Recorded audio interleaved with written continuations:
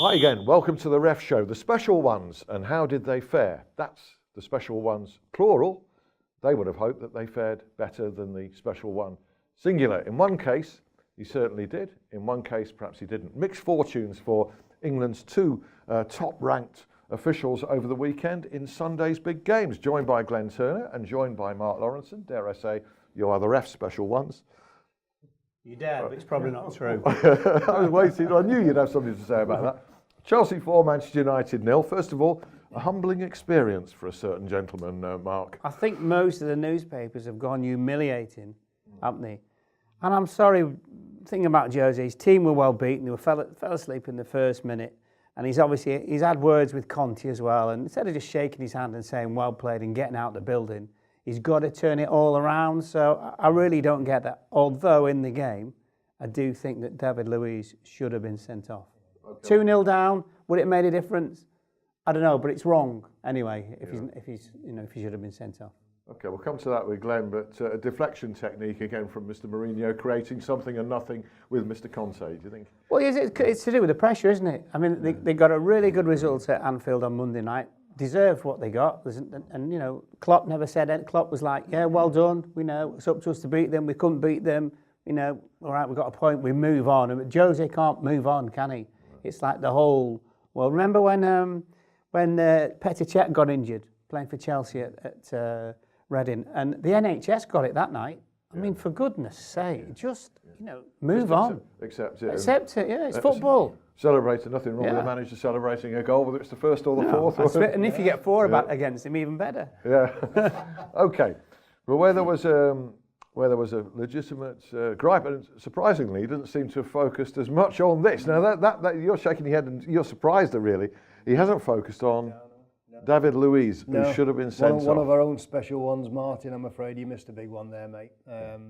That's a straight red card, and he'll be disappointed, I'm sure, when he sees the replay of that one. That's straight red. Martin Atkinson, that was at 2-0, so could have affected the. Well, it doesn't matter if it's 1-0 or 5-0, does it? Because if it should have been a red, it should have been a red, and that's the way it is. But he is one of the better referees, and we're allowing one. Yeah, it almost compounds it that he's got a yellow card, because had he just missed it altogether, you just go, I don't want to make excuses for anyone, but you need to have a look at Martin's schedule this season, Alan. Yeah, because he's been out. They talk about players and fatigue and being overworked and not getting a break. He's been out every single week and midweeks as well, flying around the world, flying around Europe.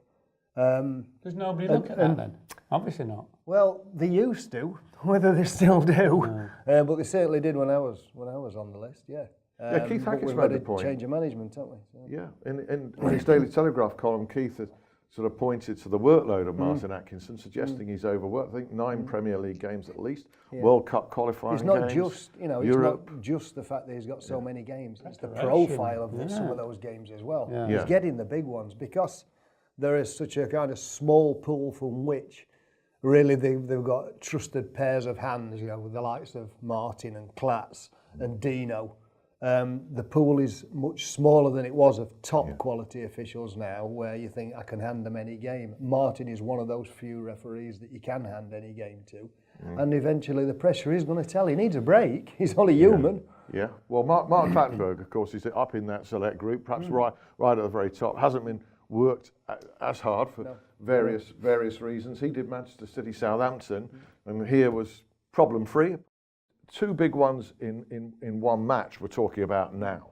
Bournemouth and Spurs, 0-0 on the Saturday. Craig Pawson in charge. A draw seemed fair, except when you consider that Spurs could well have been down to 9 players there. No second yellow for Eric Lamela, and no red for Moussa Sissoko's challenge on, his elbow on Harry Arter. So how on earth is it? They got that one? I mean, Craig is obviously culpable for some of what didn't happen that should have happened. I.e. a red card for the elbow by Sissoko, but the assistant should be watching that too, Alan. The ball's dead. It's out for a throw-in. 2 players going down for the ball themselves together. What's he looking at? You're not looking for offside. What are you looking for? Exactly. No. Where's the potential for a problem? The potential is right there. What was he doing, the assistant? Because he wasn't doing his job. The referee's actually looking straight at it when you look at an angle, but when you look from behind, he's focused. But that doesn't necessarily mean to say that his eyes are actually on that, does it? No, and also, you know, one player just at the crucial moment of the impact of the arm could just have moved that little bit that blocked Craig's view off. The assistant is looking right down the line, should have been looking right down the line, and has got the best view of it. Don't know what he's doing. Has he just switched off for a moment and thinking, I'll just gather my thoughts again here. It's 0-0, nothing's happening. You can't do that. You can't do that. Did Eddie Howe go mad about it? No, not particularly, did he? So. Eddie Howe's a very sort of even tempered. So nearly everyone did see him. Both of them. No. Maybe it's Bournemouth, South Coast. Was it a sunny day? You know what it's like. Lovely reaction by Harry Arter afterwards, wasn't it? He said, he'd had an apology and I didn't mean it. And he says, and if that's genuine, I take it. Well, lovely reaction. It's a great reaction, but when he's actually looked back at the replay, he did mean it. And surely the FA have to act on that, considering the Aguero one recently. I should have thought. Sitting this morning on that one. Yeah. There must be. Well, there's nothing much else on, is there? So they'll probably do it. Okay, just to wrap up part one, a clean sheet. We talk about clean sheets for defences like in Mark's day. They're perhaps more prevalent in your day than they are now, clean sheets for teams. Michael Oliver, no yellow cards, no cards whatsoever in Leicester 3, Crystal Palace 1. So perhaps we just congratulate him and move on. And no moaning. No. And no moaning whatsoever. Happy days. Indeed. And Burnley 2, Everton 1. Mike Jones, you other F experts have approved his performance. He seems to be much improved. Incredible how Burnley squeezed these victories out from a minimum of possession. Well, they beat the two Merseyside teams, didn't they? And in fairness, the two Merseyside clubs had so much possession in both games. But good luck to Burnley. Next weekend, haven't they? Have they? There's more than one way to win a football match. Well, it doesn't matter. Loads of different score ones, goals.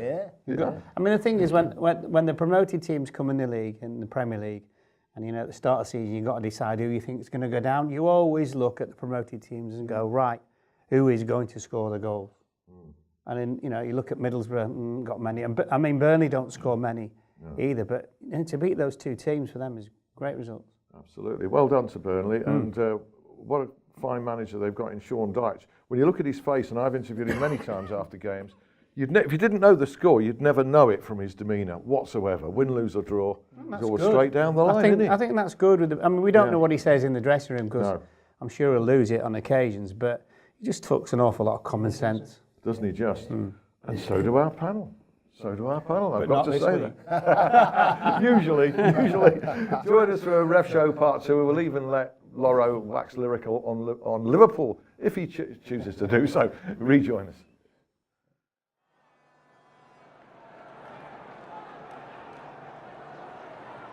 On a bitterly cold day, a striker wears two official shirts at once, his original and an identical replacement.